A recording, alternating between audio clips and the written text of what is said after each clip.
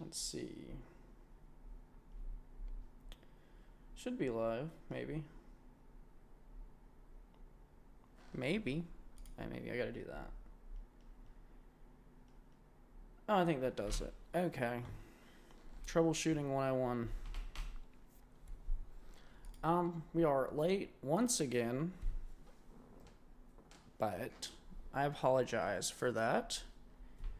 We've got a lot to cover today. Should be a good one. We are live on YouTube and Rumble. Let's cover Join Me post.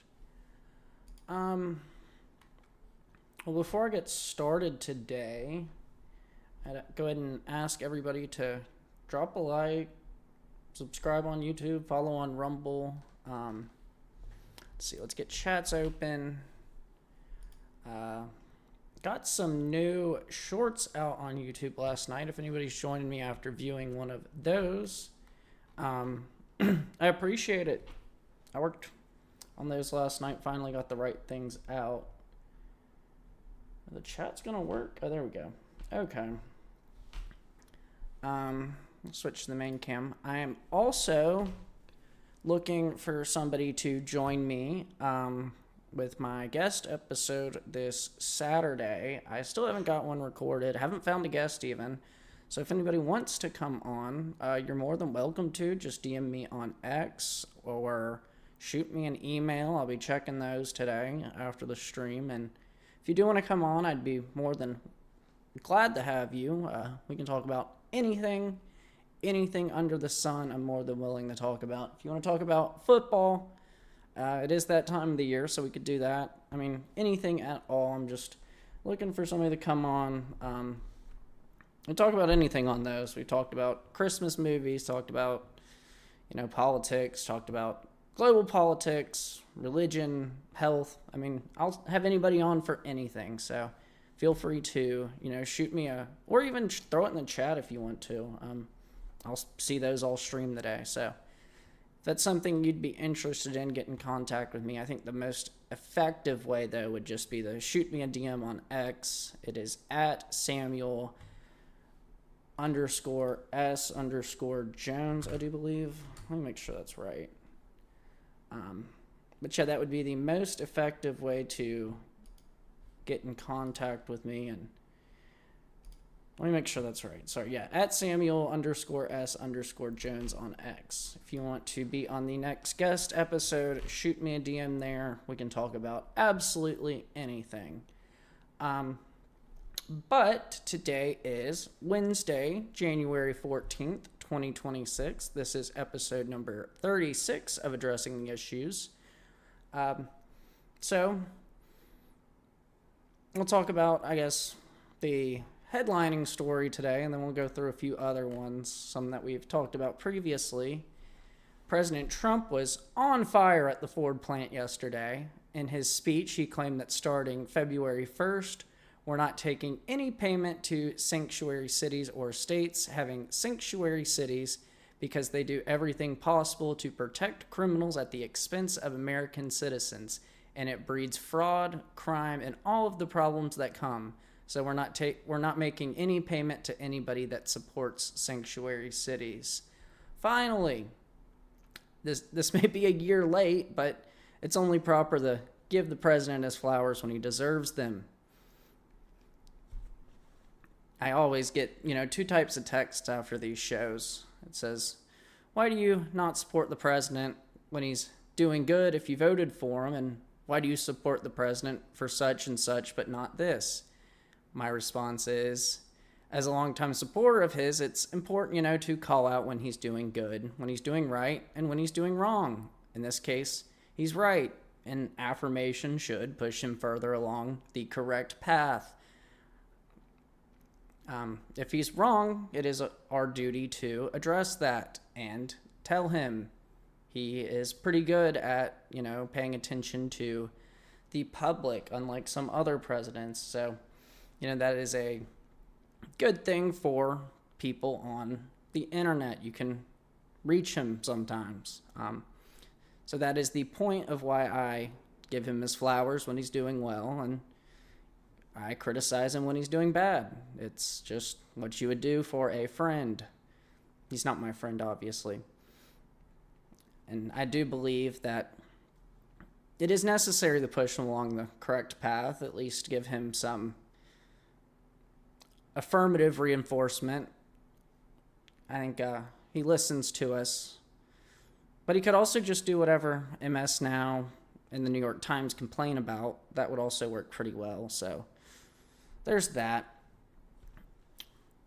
Another great moment was when President Trump was walking through the factory and an employee called him a youth offender protector. I can't say the exact words because I'll be banned off of everything instantly. If you've seen the clip, you know exactly what I'm talking about. President Trump points at him twice and mouths F you both times. I think you'll know what the F stands for, before walking off and giving him the bird. Unfortunately for him, the person who shouted this, the antagonizer, the other person caught in the video pointing at the employee was Corey Williams, the plant manager of Ford's River Road complex. The worker has now been suspended and is pending investigation for violation of company conduct policies. It looks like he'll be applying for a job at Enterprise very soon, renting out the cars that he once made. I hope it was worth it. I hope he enjoyed his 15 seconds of fame, because nobody in the U.S. auto industry is going to want a unruly employee on their assembly line. That's a liability. Especially given all that Trump has done to ensure that his job wasn't shipped off overseas. I think he should be a little bit more grateful. In the wise words of J.D. Vance, haven't you said thank you once? President Trump's trip to Detroit was awesome. You know, he showed that he's still got some ore left in the tank, whether you like it or not. So I think we all appreciate that. At least I do. I think that was a great showing from him, not only with the stopping of payment to sanctuary cities, but also saying that he's not afraid of hecklers. That was something that we all liked on the campaign trail. It's probably what got him elected in the first place, is that he didn't care if there were hecklers. He was more than willing to address them, and he once again showed that at Ford. Now the employee, I don't know that the heckling worked out for him too well. Obviously, he got caught by his boss instantly and is now pending review at the company. So we'll see where that goes. I guess we probably won't ever hear about that again, but he got his 15 seconds of fame. I hope he enjoyed it. And I also hope he enjoys his new work, not in a automobile assembly line. We are, I guess in another story, we are allegedly within 24 hours of U.S. intervention in Iran. This speculation, I hope it's speculation, comes from 2 European officials and an unnamed Israeli official. This comes alongside the partial evacuation of United States and United Kingdom service member from the military bases in the region, such as Al Udeid Air Base, which was previously evacuated during the 12-day war before retaliatory strikes for the bombing of Iranian nuclear facilities in Operation Midnight Hammer. Iron Dome defense systems have also reportedly been spotted on the move today in Israel. I'd imagine moving this amount of military assets and personnel has at least some meaning in the grand scheme of things. You don't normally move all these planes, move all these troops, leave only necessary workers for no apparent reason. So I do believe that something may be coming. Maybe it's a bluff. But today was expected to be the first public hanging of a protester with the intention to use fear to quash the dissenters of the Iranian government, which seemingly was a red line for Trump. As a few minutes before airing, a lot has changed on that, on the public hanging front. Iran has told President Trump that there will be no executions, but President Trump claimed the possibility of military intervention is not off the table. Reports of deceased protesters are now ranging from 2,600 to well over 12,000. Iranian regime sympathizers have also held rallies where an image on Iranian state TV showed a bloody President Trump at the infamous Butler rally with the words, "This time the bullet will not miss," or "This time it will not miss." It depends on who you ask to translate it. I'm not sure which, because obviously I don't read Arabic, but obviously the sentiment is there. They're not happy with President Trump. At least the regime sympathizers are not. They are issuing threats to our president, claiming that they're not going to miss a bullet. I don't think that's going to turn out well for them, but that is what they want to promote on their television, and I guess they have all the right to do so. However, I just don't believe that doing this is going to get them very far, especially given the possibility, I hope it's not likelihood, but the possibility of U.S. intervention in Iran in the next 24 hours, as reported by European and Israeli officials, hence why everything has been moving around towards the region, around the region. It seems to be getting really tense there. Reportedly, shipments of supplies from weaponry to Starlink terminals intended to bypass the internet blackout have been entering Iran in recent days, with numerous Starlink terminals reportedly seized by Iranian authorities. Given recent developments in the severing of U.S. and Iran diplomatic ties in the last day, I kind of suspect that intervention will come sometime between the airing of this show and tomorrow morning. Maybe it's not going to happen. Maybe this is a bluff. Maybe there are new cables being discussed between Iran and the U.S.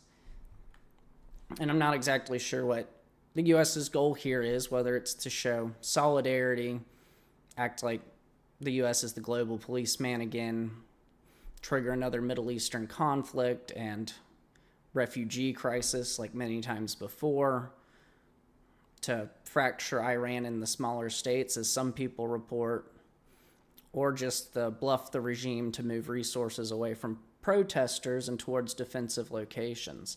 I think that hopefully is the most probable answer as to what's going on. I hope that this is all a bluff designed to intimidate Iran into a defensive posture as opposed to an aggressive posture over the protesters. I think that likely would be the goal here. Hopefully is the goal. But I'm really not sure. It allegedly seems like operations are a go. And we'll find out over the coming days, weeks, months, likely years, if we do stage an intervention, what's going to happen there. I hope, like I said, that we are not going to put boots on the ground, not going to get too involved. I hope this is just a distraction for the regime to get resources away from the protesters and towards defensive positions, and therefore the protesters have a little bit more leeway, a little bit more freedom to do what they want to do, as opposed to the government gunning them down in the streets constantly. But that's where we're at with the Iran situation. We'll likely find out very soon where that goes. I guess we'll find out tonight whether we decide to intervene within the 24 hours that so many people have projected, or whether we decide to hold off and let the protesters run their course and just hopefully trigger a defensive response that's not people being killed. In another story today, a Washington Post reporter's home was searched today regarding classified and illegally leaked information. The warrant is due to the findings of classified information related to a government contractor with top secret security clearance who is assumed to be leaking these items to the reporter. The initial investigation was because the government contractor was accused of using databases to search for and assess classified information regarding an intelligence report related to another country. That's just what we know as of right now. With what's going on in this case, obviously they're going to be quiet until they go to prosecution, where they'll lay all the facts on the table. The initial investigation was because the government contractor was accused of using databases to search for this classified information. But now we know why. The media flipped out on Pete Hegseth when he finally started enforcing rules at the Pentagon. It's because everybody was breaking them. This is, like I said, an ongoing investigation, but it proves why the rules needed to be enforced. We have people walking around with classified information, leaking it out to reporters, and we don't know where this goes. Obviously, any foreign nation can read our press. They can go through, and if there's classified information in there, they can obviously use that to their advantage. But journalism like this is a detriment to national security. If you could even call it journalism, it serves no real goal other than to undermine the United States. There's typically a reason for top secret classification. It's to make sure it remains a secret. It's not to be published by whatever article you like, whatever journal you like, whatever press you like. It's supposed to be classified. It's supposed to be secret. There's probably a reason. In the warrant, the reporter's phone and watch were seized, but it has been claimed that the reporter is not the target of the case. I don't know if I clarified this, but it is the military contractor that is the target of the case. The journalist just was suspected of having information related to it. But this is why, like I said, Pete Hegseth was right. We don't need people walking around with classified information and reporting it in a journalistic sense that makes no sense, especially given that likely these journalists do want to live in a free and safe society like the United States. That's all we have for right now on that. Obviously, there's an ongoing case there. We'll see how that goes. In another major story today, Verizon has been down for the majority of today, along with reports of other major cellular companies like AT&T and T-Mobile. Guys, it's time to stop acting like these are crazy coincidences. This obviously is someone's doing. I would suspect it's none other than the country that provides these honestly cheap companies with all their equipment. The same company, or the same country that provided the U.S. with solar equipment with a backdoor, which left it able to be shut down all at once. If you haven't guessed what country I'm referring to yet, it is China. I suspect this is China's retaliation for the impending attack on one of their BRICS-aligned nations, Iran. Or maybe this is Iran using the backdoors and Chinese-made telecommunications technologies. I don't think that they're really sophisticated enough to completely hack the U.S., but that's basically what's gone on. The entire U.S. has been, at least in some ways, crippled today from this telecommunications breach. You may ask, so what is a backdoor? A backdoor is a hidden method to bypass normal security, giving unauthorized users hidden access to technologies.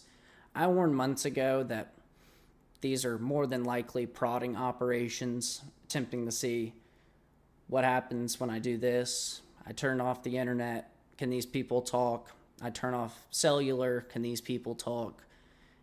If I turn off cellular, how long is the reaction time from this agency, from this organization? But when things like the internet go down, it leaves vulnerabilities not only in civilian and economic communication, but in military communication, like I said, including response times.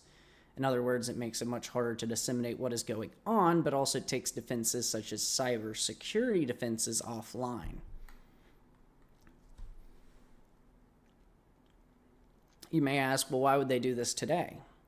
My best guess is with the allegedly impending intervention on Iran, it will make it not only harder to coordinate the intervention, but also harder to react to Iran's pledged response, which was that they will be sending missiles to the U.S. bases and allies throughout the region. I guess not sending, shooting them. I think that's probably a better term.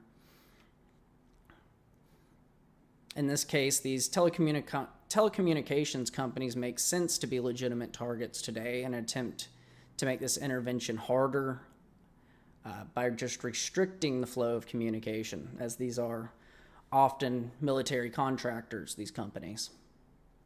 This is why, obviously, selling out to China for the manufacture of all our goods through NAFTA was a terrible idea. If these devices were made in the U.S., and were produced in the U.S., there would be very few sane reasons for backdoors, because if it resulted in the loss, in a loss for the U.S., these companies would also, in turn, lose access to possible money.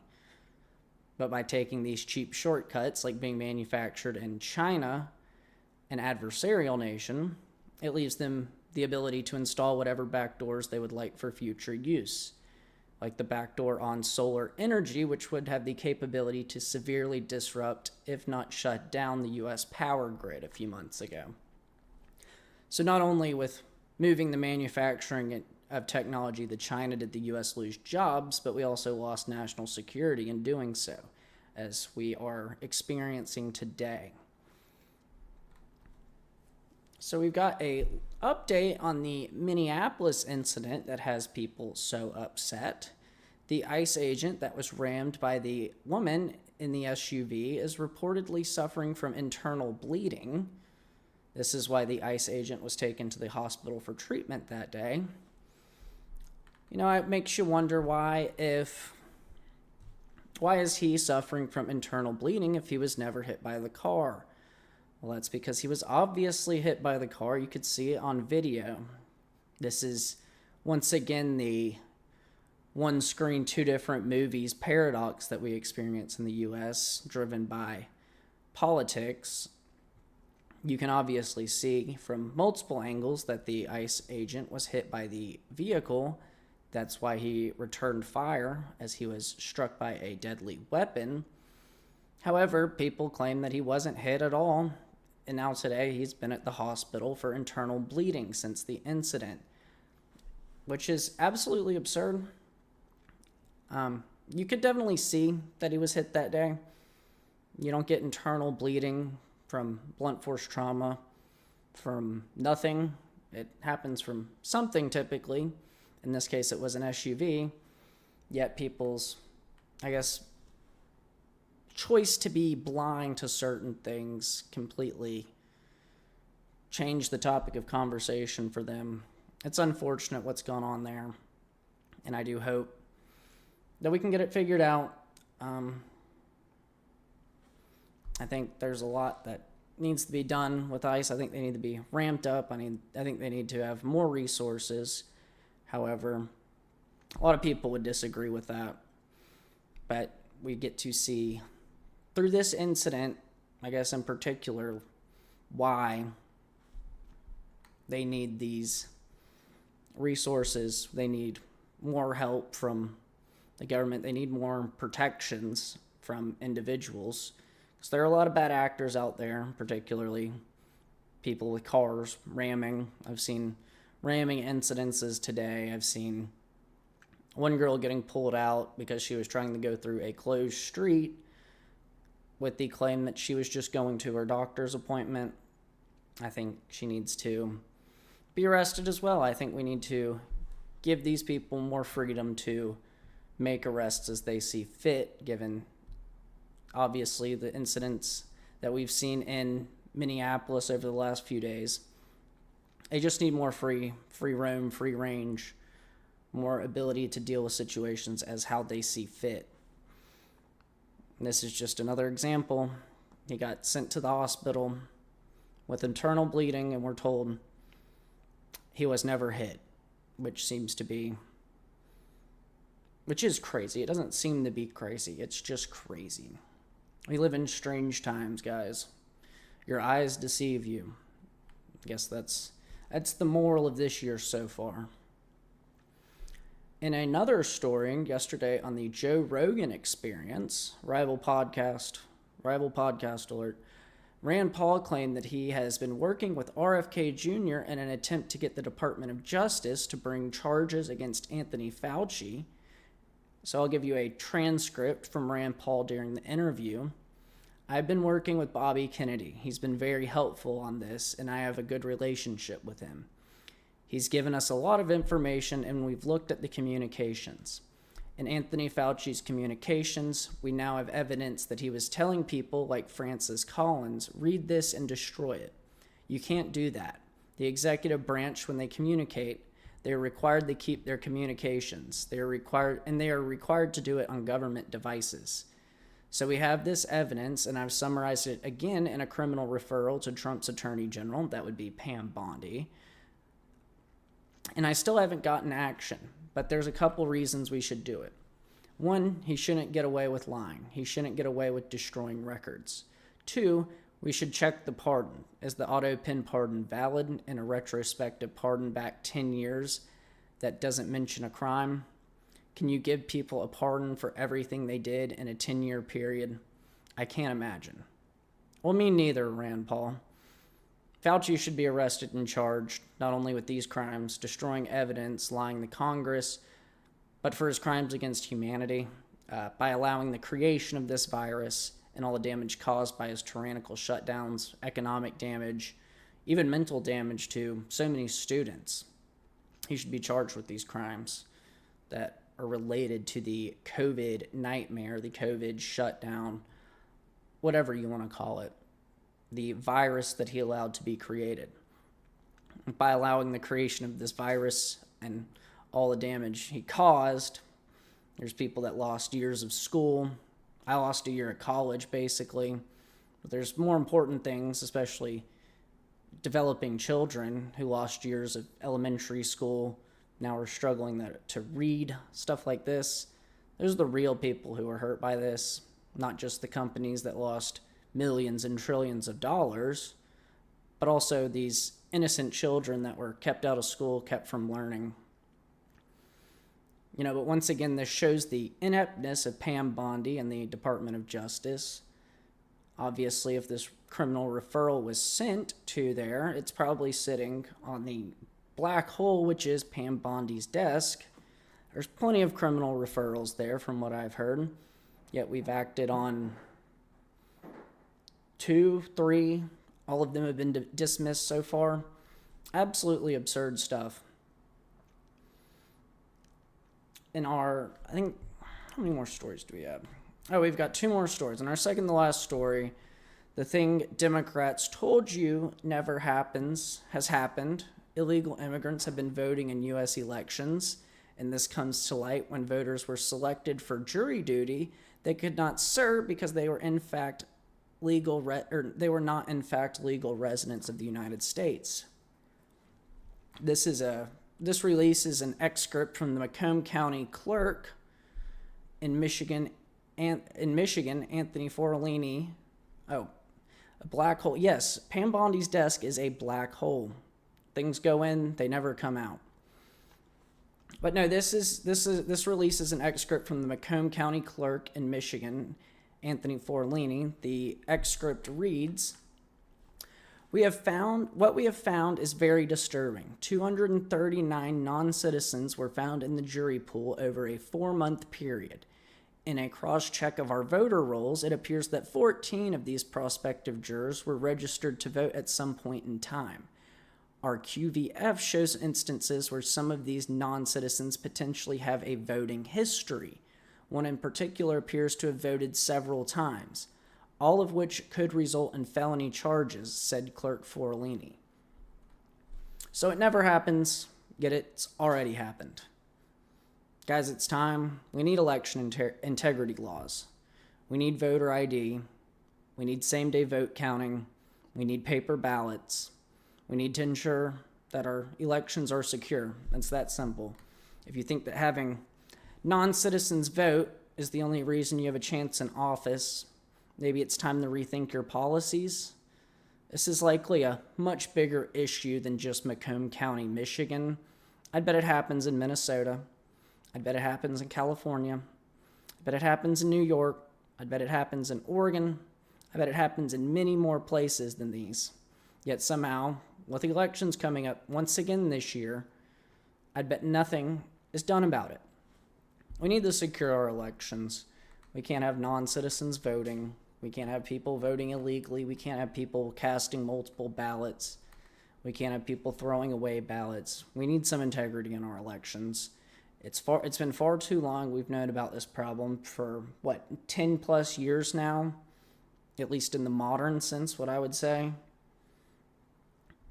And they want a 16-year-old to vote. I probably don't think that's a good idea either. Their brains aren't completely developed. But I think it's probably better that 16-year-olds vote that live in this country than illegal immigrants. I think that's probably a better idea. I think most people would agree with that. At least they have some stake in the game. But we need to do something about these elections. We have, 11 months now, less than 11 months, and we have done nothing in Congress. Maybe some executive orders, but that won't hold up very well when these states are deciding how people get to vote in them. We need something to make elections uniform. We need something to ensure that our elections are secure, our elections are fair, our elections aren't being cheated on. Because we've seen it, it's caused lots of problems in recent years. Yet, no action's been taken this year. No action was taken last year. It needs to happen. It's been way too long.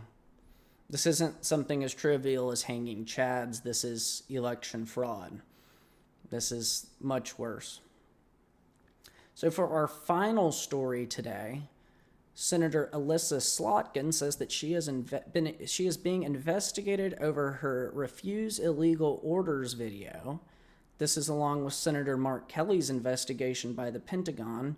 If you don't recall, this is the seditious six who released the Refuse Illegal Orders video in relation to military action in the Caribbean, the Eastern Pacific, around Venezuela, when they were striking the drug boats. These were boats that barely cruised above waterline with 3 to 6 engines on them. I don't know how many fishermen out there use that much horsepower. I've never been on a fishing boat like that. But they are under investigation finally. The Mark Kelly investigation seems to be whether he will have his rank lowered and his retirement benefits lowered from his military service. Alyssa Slotkin is under investigation, I believe, by the FBI because she was a CIA agent.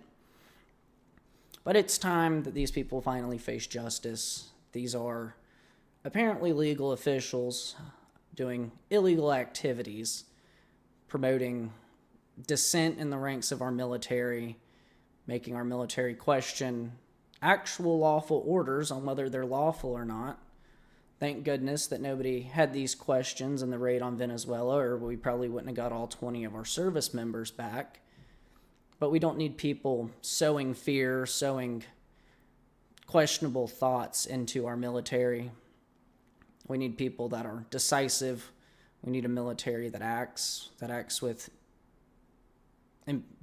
assuredness that they're doing the right thing. We don't need them to be scared the entire time that they're on duty, the entire time that they're in combat, the entire time that they're on missions, that am I doing the right thing? Am I doing wrong?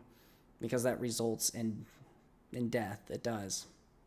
We need people to make decisive actions, and this, what I would call treason, made them question that their decisive actions were the right thing. So I do believe that Alyssa Slotkin, Mark Kelly, they do deserve this investigation. And I think they probably likely deserve jail. I hate to break it to you. Jail or prison, you pick. But what they have done to undermine the U.S. military is criminal. We deserve better from our elected representatives. surely. That's really all we've got for today. Make sure everybody's dropping a like on whatever platform you're watching on. If you're on Rumble, make sure you're following, YouTube, subscribing. Go ahead and share this one. This was a pretty good one today. There's a lot to cover. Probably missed a few things. I know I missed the whole milk conference. Probably good for the kids. Make them healthy. Strong bones, all that good stuff. I didn't have time to cover it. I'm sorry. I got my one clip from it and covered that in the Iran situation earlier. That's really all I've got for today, all I had time to cover. I guess make sure everybody's dropping a comment. Tell me what you think about the broadcast these days, how I can improve, how things could be better, what's going bad, anything like that. I'd appreciate it. All critiques are welcome, good or bad. But I do appreciate you guys coming in today, sticking around, hanging out with me, listening to the news, getting informed. I guess keep your eyes out for what happens in Iran tonight. Hopefully nothing, at least nothing from the U.S. I don't want to get involved in that, surely. But we'll be live again tomorrow. It will be 4:45 Eastern time. I was a little late today. I want to apologize once again for that. I was doing a lot of writing, doing a lot of research, making sure I had all the facts straight for you guys. I don't want to mislead my audience ever. That would be wrong. It would be unjournalistic of me, guys. So yeah. And if you do want to help me out, you can subscribe on Rumble. You can do a one-time, 1-month subscription. You can make it a multiple month. It refreshes every month, but I'd appreciate either of those. Or you can donate, one-time donation, multiple donations, or monthly donation, I guess I should call it. Helps me, keep this show going. Helps me get new, better equipment. I think we're going to, if I can't find anybody that wants to join for a guest show on Saturday, I think I'll probably do another game night Saturday night. I think that's a reasonable replacement. It's not going to be as good, but you'll get to hang out with me if you want to. I think that's what we'll do if I cannot find anybody to come on the guest episode, but I'll be in here for like a few more minutes, so yeah, chat if you think you want to come on as a guest. You can DM me on X if you'd like to come on, at Samuel_S_Jones. Just shoot me a DM saying I'm interested in the guest episode. I'd be willing to have anybody on. We can discuss any topic whatsoever. You name it, I'll ask you about it. We can discuss it, have a little bit of fun. I'll do anything from football playoffs to basketball to politics, the global politics, religion. I think we've gone through it all already. But yeah, just message me if that's something you'd be interested in. It'd help me out a lot. Make sure that we do have that episode out on Saturday. Anything else? I'm going to do some more YouTube shorts, keep clipping these shows. I brought a couple new people in today. Got a lot of views to my channel, so I think those are really resourceful, really useful to bring in new people. I'm going to keep doing those. It'll make it a little bit easier to get the news, or at least clips of the news, in a little 60-second format. I think you guys might appreciate that as well. Let's see. I think that's all we've got, like I said, for today. I went through all the topics. We'll be back at 4:45 tomorrow Eastern time. That will be, Thursday? Yeah, Thursday. And then we'll be back live Friday again. So I guess I'll sign off here. I think for the rest of the week, it'll be a little bit different, but we'll get back to the normal sign off at the start of next week. So to all my people on the East Coast, I hope you get home safe. To my people further west, I hope you get home safe as well. And finish up your workday strong. Oop, messed it up. And be useful, guys. I appreciate all you guys coming in today, sticking around, joining me.